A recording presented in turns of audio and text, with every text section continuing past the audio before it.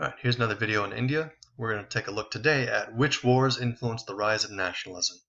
As you can tell by this poster, World War II is going to be a huge factor in the cause for independence. But let's start with World War I. India is going to help out the empire in its fight against the Germans. And so India will supply troops, a lot of them Sikh, but also a lot of them Muslim, as well as supplies to the British cause. Nationalists start to see this as a chance, figuring if we fight for you, you're going to give us some of our rights as Englishmen. Most Indians supported the war, but over time they started to get tired of heavy taxes to pay for the war, as well as increased efforts to recruit soldiers as a lot of the soldiers started to die off in battle. Muslims were going to be severely conflicted in their fight against the Turks because the Turks were the world's leading Islamic power. And so we had Muslims fighting Muslims because the Turks were allied with the Germans. India starts to realize how dependent Britain is for their help. They realize that England needs them to win. They need their empire to fight their battles for them. Plus, a lot of the Indian soldiers, they come back and they see Europe for the first time. And they realize that even the poorest classes in Europe, their life isn't as bad as a lot of the people in India. And so they want that better life. They want India to be better, and they start to make more demands on the Brits. They hoped that their fighting for the empire would result in the same rights as anybody else. No.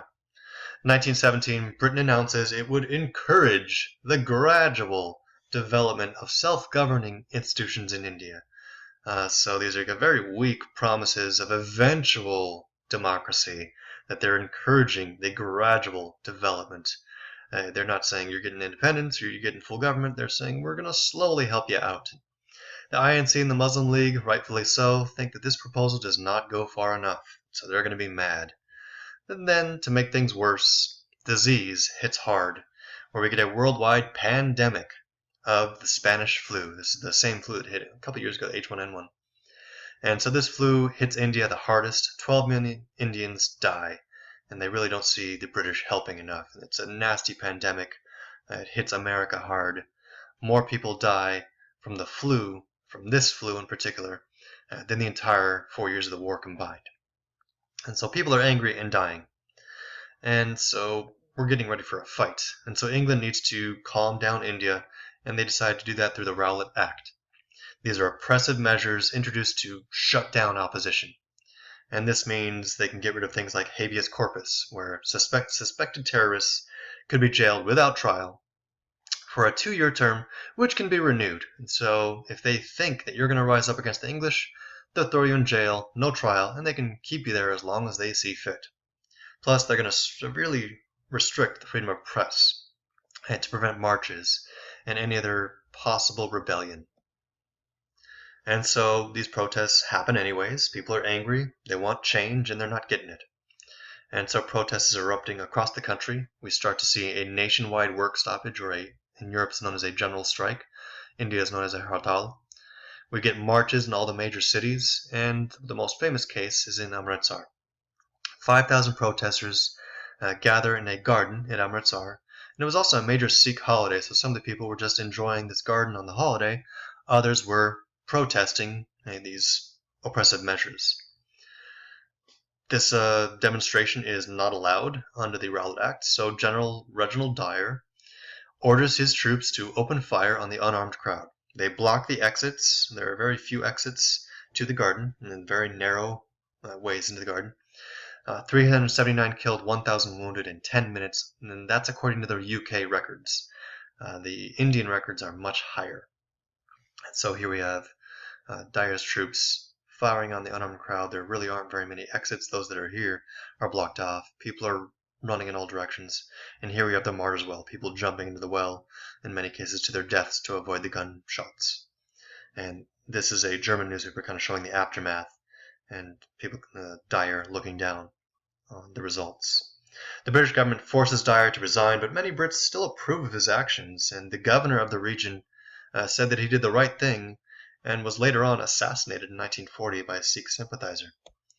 This is a major turning point. After Amritsar, more Indians start to support the Congress and its call for an end to British rule. moderates, people that were once loyal to the Brits, they start to join the INC. And Gandhi really starts to rise up. He's out of South Africa, he's in India now, and he really starts to speak out, and he becomes a major leader in the nationalist movement. He's not an official leader, he's not an elected leader in the INC, but he's definitely a leader of this overall movement for independence. And so the area has been preserved, and so things like the Martyrs' Well are still there. And the name of the garden is Jallianwala Bagh. I'm sure I'm mispronouncing that. And this is an example of the narrow passageway. There are other pictures you can look online of some of the walls are still there with bullet holes left in. And they have this amazing memorial built in 1951. And it looks kind of like a rocket ship, but it's a pretty beautiful memorial. And so they really screwed up there. People are really joining Gandhi, and here he is, 1919, still looking pretty youthful. And so 1919, British Parliament passed the Government of India Act. They promised to give them a little bit of democracy, and they give them a little bit of democracy. The central government will still be controlled by the British Viceroy. So that means the police and the justice system still controlled by the Brits. But the Indian ministers will get a little bit more power, so they're going to be in charge of their own agriculture, their own education, and their own health. So they're getting a little bit more rights, but not nearly enough. And they also start to be allowed to vote, so 10% of the adult male population will be given the right to vote for local small elections. So you get a little bit of local democracy, and some of the top Indian ministers get control over their own country. INC and Gandhi, if you can't tell from his face, not satisfied, not enough. And so they keep pushing for more rights.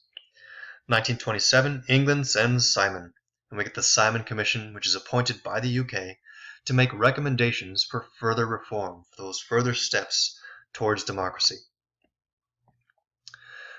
But in this group looking for recommendations, they don't actually ask the Indians or include the Indians.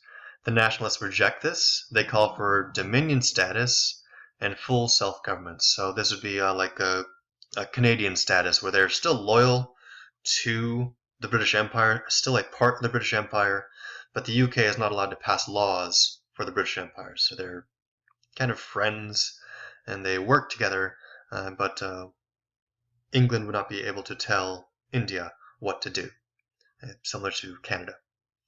The British ignore these demands and they proceed with their small, tiny reforms, and not much is changing.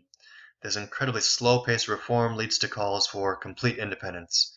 And so early on they're saying, well, let's go Canada, where we're still loyal, but we get to kind of rule ourselves. And when nothing happens, they say, fine, we're going to go full America, we're going complete independence, bye-bye.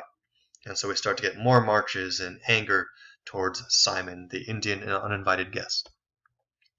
1935, they get another baby step towards democracy with the Government of India Act in 1935. There are several Government of India Acts. 1935 is a big one. More reforms will give control to the provinces to the elected Indian ministers. Britain can maintain control, however, through emergency powers. So they give them more rights, but they also keep the right to have absolute control just in case. So these rights could be taken away at any point.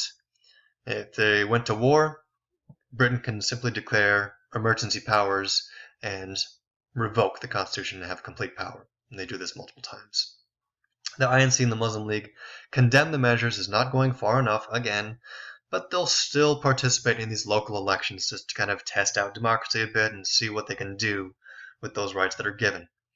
And so the right to vote early on is based on property, which means only the wealthy people can really vote. And so 35 million out of 800 million are allowed to vote, including women, baby steps.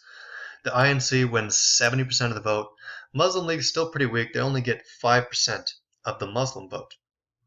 So they've got a ways to go, but we're still seeing the power of the INC. And they're still largely, they're not unified, but they're getting there through this anger towards the Brits. And so here we have Winston Churchill, who's not a fan of India. He says that India is a geographical term. It is no more a united nation than the equator. And so he doesn't see them as ready for democracy. Then war starts. 1939, and we get World War II, starting in Europe. It already started in Asia, but it really cranks up in Asia around 1941. So it starts in 1939. further reforms, further steps towards democracy are kind of put on hold because we got to deal with Hitler and Hirohito. 1939, the British Viceroy commits India to fight against Germany without actually asking the Indians, especially the Indian Legislative Council. So those people that were just elected in according to democracy, they're not even consulted when it comes to, hey, should we fight Hitler? This is completely legal, it is completely constitutional, but it shows how this government is completely subservient to the Brits, that they have to do whatever the Brits say. And so they go off to fight Hitler. 1941, Japan shows up, and they attack East Asia, taking away a lot of the European colonies, including the French Indochina, Dutch Malayan Peninsula, as well as British Burma, really edging towards closer and closer to India as kind of the next step for the Japanese army. The nationalists see another opportunity. In the event that they revolt at this point, England's kind of busy fighting the Japanese, busy fighting Hitler. So if they rebelled right then, they had a good shot. But largely they are nonviolent. They don't want to go for violence, even though they start to realize if they were going to be violent, now's the time. And so the UK starts to give in more and more to these minor concessions to the INC and the Muslim League as they realize we better give in right now or they're going to run away. So here's a bit of British propaganda where we've got the Indian Tiger taking on the Nazis and the Japanese. And these are kind of the major allies with the Brits.